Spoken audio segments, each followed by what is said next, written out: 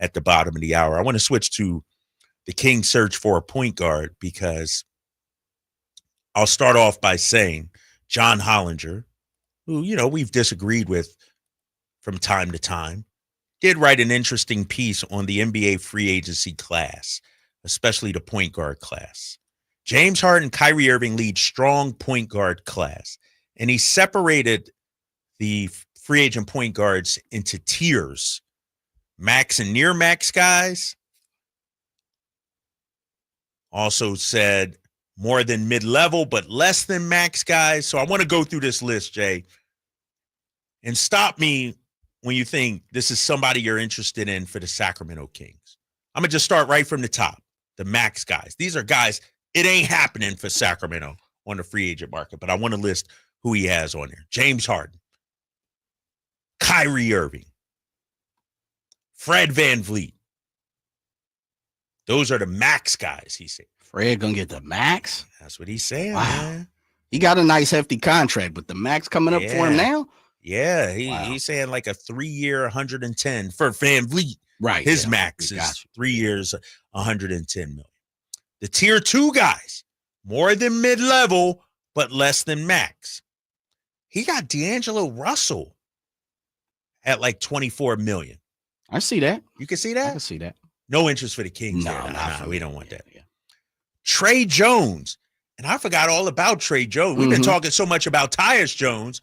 I forgot about his brother, Trey Jones, in Chicago. He got him at about 21.5. Ooh, a year? Yes. Ooh-wee. Yes.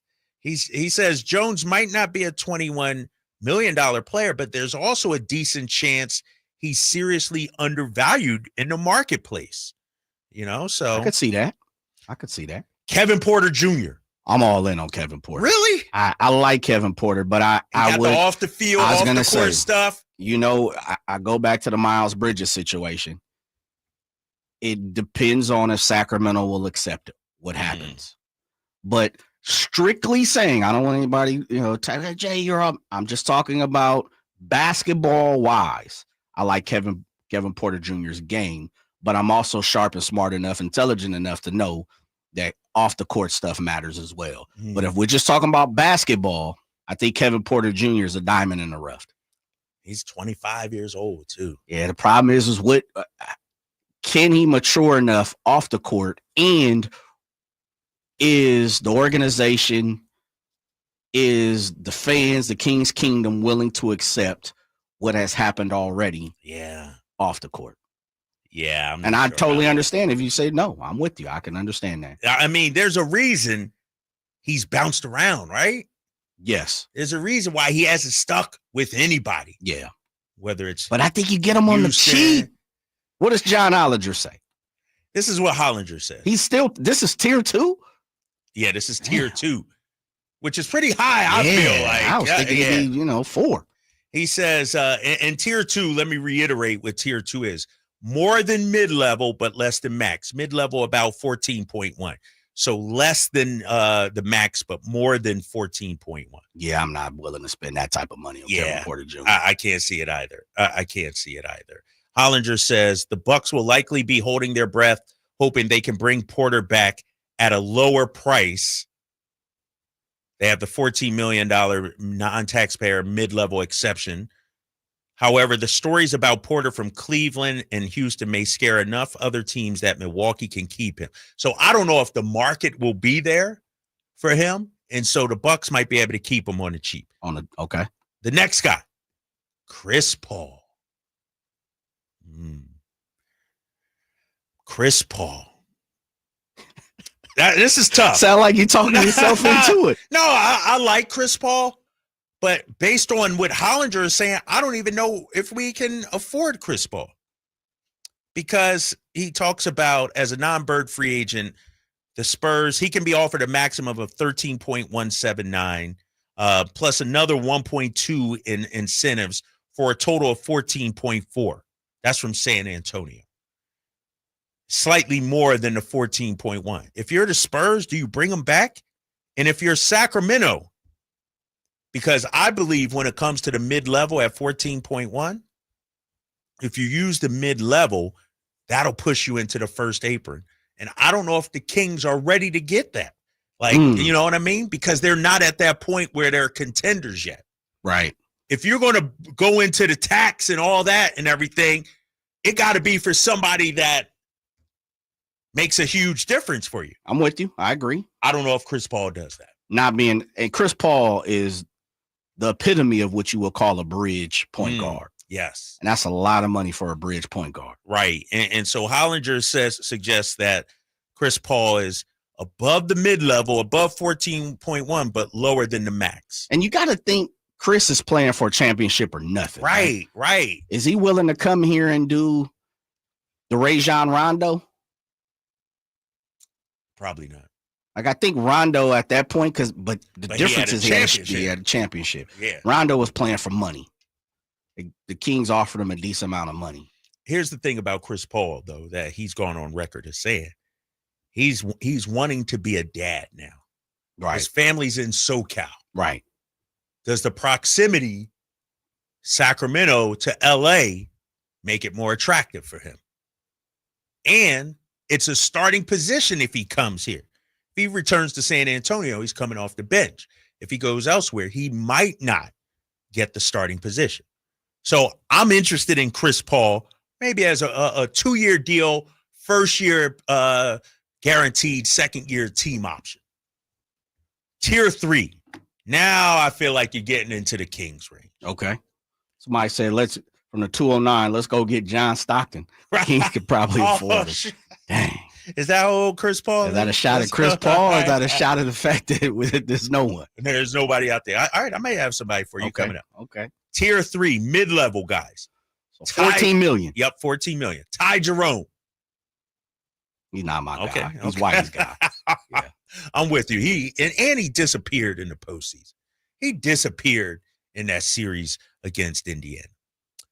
Tyus Jones. Hollinger says this: Jones is too good to work for the minimum again, but he's probably looking at getting a chunk of the non-taxpayer mid-level on a short deal to round out a contender's backcourt rotation.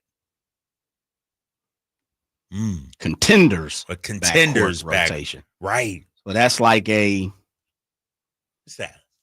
Orlando. People who feel like Denver. Somebody like that. Somebody, maybe Lakers. Yeah, all right. Lakers, Clippers. Russell Westbrook. Russ is your guy. He's interesting. He's interesting. Russ. Me and Whitey had a small conversation about this, quick conversation.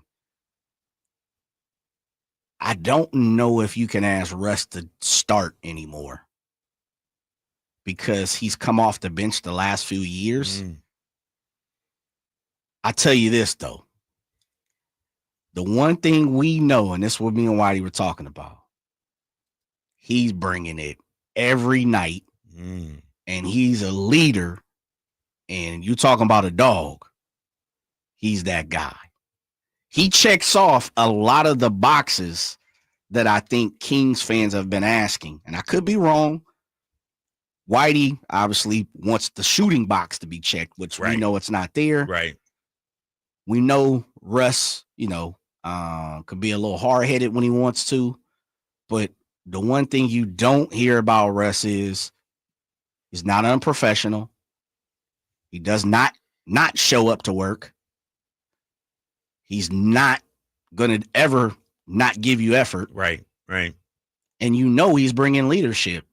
And he's connected to DeMar DeRozan. Yeah. I think he's the perfect type of player that would get good with Coach Doug Christie. I think they would get along very well. I'm just not sure. And you're talking yourself into it sounds like. Well, I like Russ, though. I'm a Russ guy, but I also understand why people are not.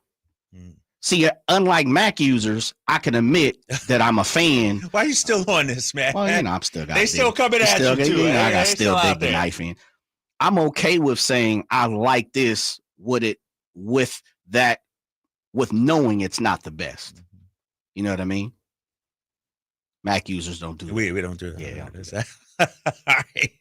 Number 11. What about Russ? You got some love for me on Russ? Nah, I mean, you ain't got nothing for me or nothing. They don't move the needle for me. Okay. I'm out on Russell. $6 million for Russ. I'm out on Russell. $5 million for Russ. I'm out on vet Russell. minimum, which is what 4.1 right, or something. Right. I think 3.6 or something like that. Okay. Yeah, 3.6. Here's the thing. Nothing for Russ as your starter. Okay, give it to me off the bench. If we had a bona fide point guard, right, and we needed a backup, Russ is my guy. I'm going for Russ. So, meaning bona fide, you have Ja Morant, you have SGA. Okay. Okay. I got you. Give me anybody.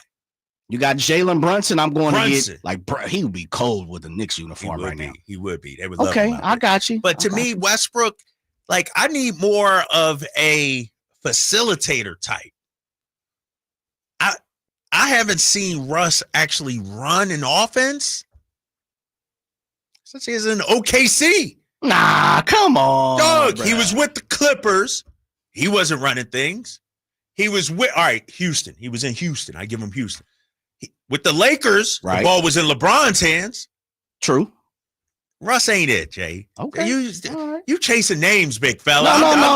No. Fit. This is a we ain't winning no championship next year unless something completely has a complete opposite turn. We ain't winning no championship next year. What are we looking for on this list? We're looking for a diamond in the rough to be our point guard the next 10 years. So what are we looking for? A bridge? We're looking for a bridge that can help us win, that actually fits. So Russ can't do that. Russ can't help you win. Not as the one thing he has done is win. Has he not? Did you see some of the mistakes he made in the playoffs, Shay? I understand. Drapes. You all right, man. I know how you are, Jay. You more glitz and glam you more sizzle than steak. You know what I mean? Russ is nice, but as your starting Russ point is guard, sizzle? Yes. Man, people dislike Russ. Ain't no substance there anymore, man. Okay. He's a rotation guy. Okay. He's done as a starter. All right. On a playoff team. And who knows? Him and DeMar are tight, like you said. Mm-hmm. You know, maybe DeMar advocates for him. And I see 916 saying Russ is greater than Chris Paul. 209, I'm a Russ guy too. Russ got some fans, but he's got a lot of haters too. Yeah. He's kind of polarizing in that way. Let me keep going down this list. Go ahead. Now we get into tier 4. So one thing we've noticed through the first 10 guys I've named ain't really no great fit for Sacramento. So now we getting into tier 4, room or tax exception. If you got some cap space, or you got your $5.7 million taxpayer mid-level, that's not us because I don't believe we're a taxpayer right now. No, we're not. But Spencer Dinwiddie. As a bench player, yeah, not as a starter. He kills the Kings, man. Yeah, he does. If for nothing else, to stop killing the Kings, put him on our squad. Right. I like Spencer. He's a shooter more than anything, though. Yeah, I think we got enough of those, even though you always need more shooting. Right. Yeah, he's not a traditional point guard running the system and anything like that. So I'm taking a pass on him. Cameron Payne from the Knicks. Just continue. Keep going. You said stop you when I. All right. Now this guy. Oh wait, man! You can't set it up now. You just. Oh, all right, my bad. Let me tell you if I need it. Dennis Schroeder. All right, I'm interested. Now let's in have that discussion. I'm interested. Let's have that discussion. According to John Hollinger, when you look at Dennis Schroeder, and he's talking about, a contract, $7.8 million, something in that range. The Pistons have early bird rights on Schroeder and could go up to 22.8 for this upcoming season, effectively allowing them to price out any rival that tried to offer him the non-taxpayer mid-level. And so here's the thing. If Detroit offers $20 million, that would price Sacramento. We can get them for our mid-level 14, part of the mid-level, something like that. But the reason why I like Dennis Schroeder, he turns 32 in September. So he's our bridge quarterback. He's our bridge point guard.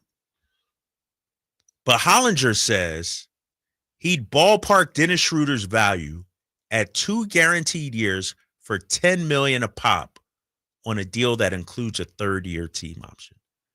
Paying Dennis Schroeder $10 million a year, that's almost a steal for Sacramento. He's on a 2 for 25 right now. Who's he with? But he's about to be a free agent, though, right? Right. Yeah. His last contract, he was 2 for 25. I think Dennis Schroeder got 12 and 13 over the last couple of years. That was with the Nets. Makes sense. Or my apologies. Signed that with Toronto, and then got some. Yeah, he's bounced around though, right? He's bounced around recently. Golden State had him, but check out his numbers in Detroit.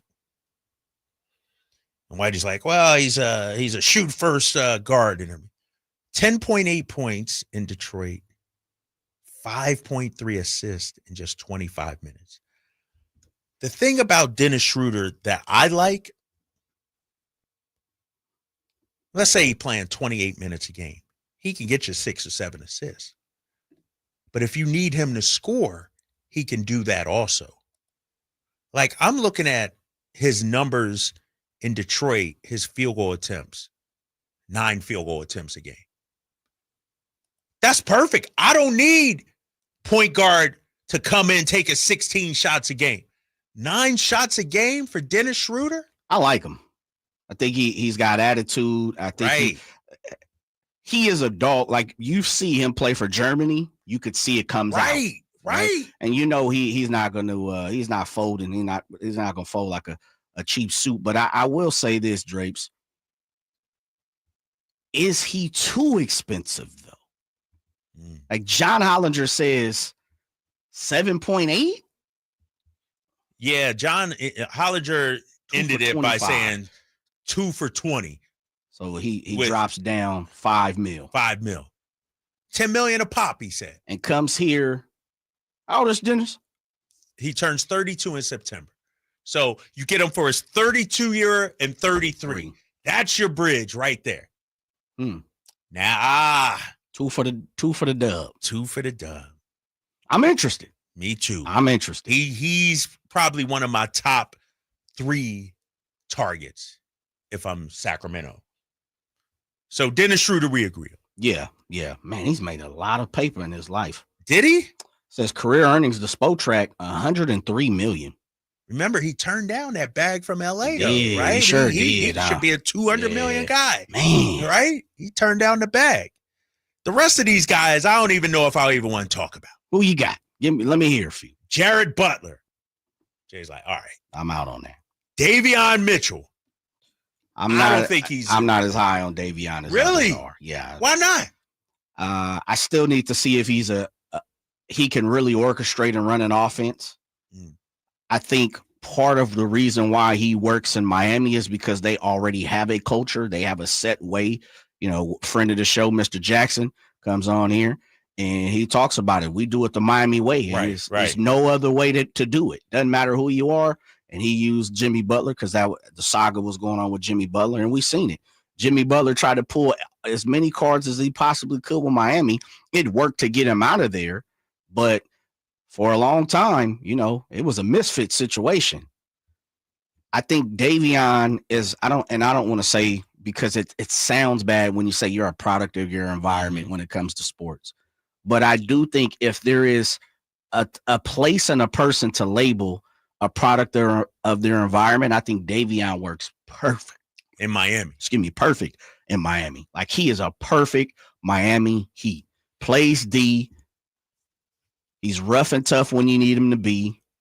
If you really look at, beside maybe going back to Tim Hardaway, when has Miami just really put the onus on their point guard? They've had, you know, from White Chocolate to GP at the back end. Like, they've had Norris Cole, you know, there's definitely a look for Miami's point guard. Right. And I think he fits that. And Perfectly. honestly, I wonder if he's a little salty on how it ended here in Sacramento. Does he feel kind of burned? And I know Mike Brown's not here anymore. Monty's not here anymore. It's a new era, new regime. But to your point, if Miami is saying you're our guy, they took a chance on him. They believed him. They gave him the keys. Yep. Come on, man. Why leave? Why leave? You in Miami? Come on, man. You on the strip, baby. You the Heat. You can walk into any place. Yeah. And get a free drink. And you know, as you said, they want you. Right. They believe in you. Right. You are a part of their culture, part of their squad. I just think he when you think of Miami point guard, you could put him up on a wall with 3-4 others, and I'd probably say he's their point guard. Right. Can he shoot it? He's developed a better shot than what he was here for sure. He's developed. Can he shoot it at a high clip? That's the only problem. He brings the defense. Can he orchestrate an offense as well? Do you believe he can orchestrate an offense for a full entire year as your starting point guard with Zach LaVine, with some big, some big faces on his team? Yeah, that's the thing. DeMar. He's going to have to tell them, nah, I'm going over here. Like, I'm passing. That's tough. Real quick, Jay, I don't even want to go through the full list, but he had Markelle Fultz, number 28. Damn. Way down. And what was that still tier 3? Nah, that's tier 6. Partial guarantee in-season pickup. Here's what he says about Fultz. Fultz is only 27, believe it or not, and still capable of eye-popping plays on the defensive end. Unfortunately, he still can't shoot, and it swallowed up his game and made it hard to keep him on the court. It's not just threes either. He made only 24 of his 59 two-point attempts after joining the Kings late last season. His past two seasons have featured true shooting percentages of 45.2 and 49.2, and that won't get it done. I'm not opposed to bringing Markelle Fultz back. I'm not either. On just what he said, a non-guaranteed contract. Show it and prove it to me. Yeah, prove it kind of contract. Definitely. Coming up in a second, I got one guy who I know the Kings have taken a look at in the trade market.